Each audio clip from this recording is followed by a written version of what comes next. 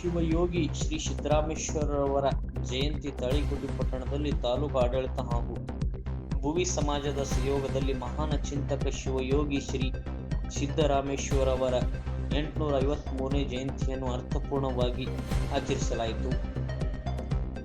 ಜಯಂತಿ ಅಂಗವಾಗಿ ಬೆಳಗ್ಗೆ 10 ಗಂಟೆಗೆ ಶ್ರೀ ಸಿದ್ದರಾಮೇಶ್ವರ ವೃತ್ತದಲ್ಲಿ ಭಾವಚಿತ್ರಕ್ಕೆ ಪೂಜೆ ಸಲ್ಲಿಸಲಾಯಿತು. ನಂತರ ತಹಶೀಲ್ದಾರ್ ಕಾರ್ಯಾಲಯದ ಸಭಾಂಗಣದಲ್ಲಿ ವೇದಿಕೆ ಕಾರ್ಯಕ್ರಮವನ್ನು ಹಮ್ಮಿಕೊಳ್ಳಲಾಗಿತ್ತು.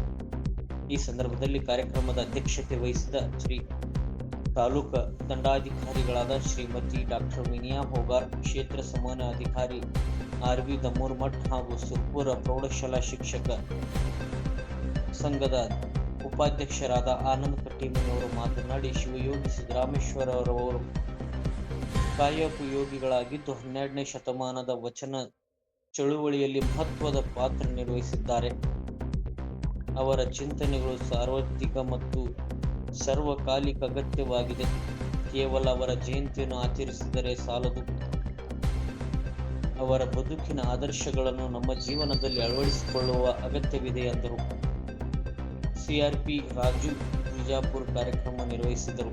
ಸಂಜೆ ಪಟ್ಟಣದ ಭುವಿ ಸಮಾಜದ ವತಿಯಿಂದ ವಡ್ರಓಣಿಯಲ್ಲಿ ನಡೆದ ಕಾರ್ಯಕ್ರಮದಲ್ಲಿ ಬಿಜೆಪಿ ಮುಖಂಡ ಶ್ರೀ ಶಿವಶಂಕರ್ ಹಿರೇಮಠ ಮಾತನಾಡಿ, ಶಿವಯೋಗಿ ಸಿದ್ದರಾಮೇಶ್ವರ ಅವರು ಮಹಾನ್ ಚಿಂತಕರು, ಸಂತರು. ಅವರ ಕುಲದಲ್ಲಿ ಹುಟ್ಟಿದ ನೀವು ನಿಜಕ್ಕೂ ಭಾಗ್ಯವಂತರು.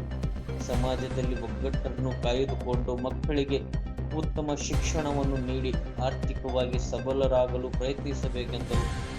ಕಾರ್ಯಕ್ರಮದಲ್ಲಿ ಭುವಿ ಸಮಾಜದ ತಾಲೂಕು ಅಧ್ಯಕ್ಷ ದ್ಯಾವಪ್ಪ ಹನುಮಂತ್ ಕೂಜ್ಬಾಳ್, ನಗರ ಅಧ್ಯಕ್ಷ ಹನುಮಂತ್ ಕಟ್ಟಿಮನಿ, ಉಪಾಧ್ಯಕ್ಷ ದುರ್ಗಪ್ಪ ಕುಲಕರ್ಣಿ, ಯುವ ಮುಖಂಡ ಶ್ರೀನಿವಾಸ್ ಕುಲಕರ್ಣಿ, ಸಿದ್ದಣ್ಣ ಚಬ್ನೂರ್, ಸದಸ್ಯರಾದ ಮುತ್ತಪ್ಪ ಡವಳಗಿ, ಹುಲ್ಗೆಪ್ಪ ಕಟ್ಟಿಮನಿ, ನಾಗಪ್ಪ ಬಳವಾಟ್, ಬಸವರಾಜ್ ಕಟ್ಟಿಮನಿ, ಭೀಮ್ಸಿ ಕಾರ್ಕೂರ್, ಶ್ರೀಕಾಂತ್ ಚಿಂಚೋಳಿ, ಪ್ರಕಾಶ್ ಕೂಜ್ಬಾಳ್, ಪರಶುರಾಮ್ ನಾಲ್ತ್ವಾಳ್, ನ್ಯಾಯವಾದಿಗಳಾದ ಶ್ರೀ ಕಾರ್ತಿಕ್ ಕಟ್ಟಿಮನಿ, ರಾಮಣ್ಣ ಕಟ್ಟಿಮನಿ, ಸಂಜು ಬರದನಾಳ್, ಪರಶುರಾಮ್ ಹಗರಟಗಿ, ದುರ್ಗಪ್ಪ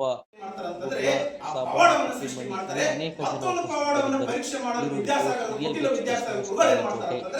ಒಂದು ಕಾಲ ಕಬ್ಬಿಣದ ಒಂದು ಚಂಡನ್ನ ಏನ್ ಮಾಡ್ತಂದ್ರೆ ನಿರ್ಮಾಣ ಮಾಡಿ ಸಿದ್ದರಾಮೇಶ್ವರ ಕೈಯಲ್ಲಿ ಕೊಡ್ತಾರೆ. ಆ ಸಿದ್ದರಾಮೇಶ್ವರ ಕೈಯಲ್ಲಿ ಏನಾಗುತ್ತಂದ್ರೆ ಆ ಚೆಂಡು ಅಂತಕ್ಕಂಥದ್ದು ಆ ಒಂದು ಕಬ್ಬಿಣ ಕಾಳದ ಚೆಂಡು ಅಂತಕ್ಕಂಥದ್ದು ಹೂವ ಚೆಂಡಾಗಿ ಪರಿವರ್ತನೆ ಆಗ್ತದ. ಹೀಗಾಗಿ ಪವಾಡ ಪುರುಷರಾಗಿರ್ತಕ್ಕಂಥ ಸಿದ್ದರಾಮೇಶ್ವರರು ಇಡೀ ಜಗತ್ತಿಗೆ ಏನಪ್ಪಾ ಅಂತಂದ್ರೆ ಮಾದರಿ ಆಗ್ತದ. ಇದರ ನಂತರ ಏನಪ್ಪಾ ಅಂತಂದ್ರ ಸಾಕ್ಷಾತ್ ಒಂದು ಇದು ಕಲ್ಯಾಣ ರಾಜ್ಯದಲ್ಲಿ ಅಲ್ಲಮ ಪ್ರಭುಗಳು ಏನ್ ಮಾಡ್ತಾರೆ ಅಂದ್ರೆ ಇವನ ಸೇವೆಯನ್ನ ಗುರಿಸಿ ಇವನನ್ನ ಕಲ್ಯಾಣ ರಾಜ್ಯಕ್ಕೆ ಕರ್ಕೊಂಡು ಹೋಗ್ಬೇಕಂತ ಹೇಳಿ ಅಲ್ಲಮ ಪ್ರಭುಗಳು ಸಾಕ್ಷಾತ್ ಸೊನ್ನಲಿಗೆ ಬರ್ತಾರೆ. ಸೊನ್ನಲಿಗೆ ಬಂದು ಕೂಗ್ತಾರೆ ಶಿಷ್ಯಂದ್ರನ್ನ. ಆ ಸಿದ್ದರಾಮಯ್ಯ ಒಡ್ಡೆ ರಾಮಯ್ಯನನ್ನ ಕರೆದುಕೊಂಡು ಬಂದಾಗ ಶಿಷ್ಯಂದ್ರಿಗೆ ಬಹಳ ಕೋಪ ಬರ್ತದ. ತಮ್ಮದೇ ಆಗಿರ್ತಕ್ಕಂಥ ಗುರುಗಳನ್ನ ನಿಂದಿಸಿ ಮಾಡ್ತಕ್ಕಂಥ ಈ ವ್ಯಕ್ತಿ ಯಾರು ಅಂತಕ್ಕಂಥದ್ದು ರೀತಿಯಲ್ಲಿ ಅವನಿಗೆ ಕಲ್ಲುಗಳನ್ನ ಕಟ್ಟಿಗೆಗಳನ್ನ ತೆಗೆದುಕೊಂಡು ಅವನ ಮೇಲೆ ಏರಿಸ್ತಾರೆ. ಆದ್ರೆ ಕಲ್ಲುಗಳು ಏನಾಗ್ತವಂತಂದ್ರೆ ಪುಷ್ಪಾರ್ಚನೆಯಾಗಿ ಅವನಿಗೆ ಬಿಡುತ್ತವೆ, ಕೋಲುಗಳು ಅವನಿಗೆ ಹೂವಿನಾರಾಗಿ ಬಿಡುತ್ತವೆ. ಹೀಗಾಗಿ ಶಿಷ್ಯಂದ್ರ ಗಾಬರಿಯಾಗಿ ಸಿದ್ದರಾಮನನ್ನ ಭೇಟಿ ಆಗ್ತಾರೆ. ಅಯ್ಯ ಸಿದ್ದರಾಮ ತಂದೆ, ಆದ್ರೆ ಆ ಬಟ್ಟೆ ಹೆಂಗ ನಡ್ಕೋಬೇಕು ಅಂತ ಹೇಳ್ತಾರ. ಸ್ವಾಮಿಗಳು ಕಾವಿ ಬಟ್ಟೆ ಹಾಕೋತಾರ, ರಾಜಕೀಯ ವ್ಯಕ್ತಿಗಳಿಗೆ ಒಂದು ಬಟ್ಟೆ ಅದ, ನನಗೊಂದು ಬಟ್ಟೆ ಅದ, ಒಂದು ಇಲಾಖೆಗೆ ಒಂದು ಬಟ್ಟೆ ಅದ. ಹಾಗಾಗಿ ಆ ಎಂತ ಪ್ರಶ್ನೆಯನ್ನು ಎತ್ತಾರ. ವಸ್ತ್ರವನ್ನು ಧರಿಸಿ ಫಲಬೇಡು, ವಸ್ತ್ರದಂತೆ ನಡೆದುಕೊಳ್ಳೋದನ್ನ. ವೇದವನ್ನು ಓದಿ ಫಲವೇನು ಹೇಳ್ತಾರ. ಬಹಳ ವೇದಾಂತವನ್ನು ಓದಿ, ನಾನು ಸಾಹಿತ್ಯವನ್ನು ಓದಿನಿ. ಹೌದು, ನೀನು ಬ್ರಹ್ಮನಾಗದೆ ಹೋದ್ರೆ, ನೀನು ವೇದಾಂತವನ್ನು ಓದಿ ವೇದಾಂತಿನೇ ಆಗಬೇಕು. ಕೆರೆಯನ್ನು ಕಟ್ಟಿಸಿ ಫಲವೇನು,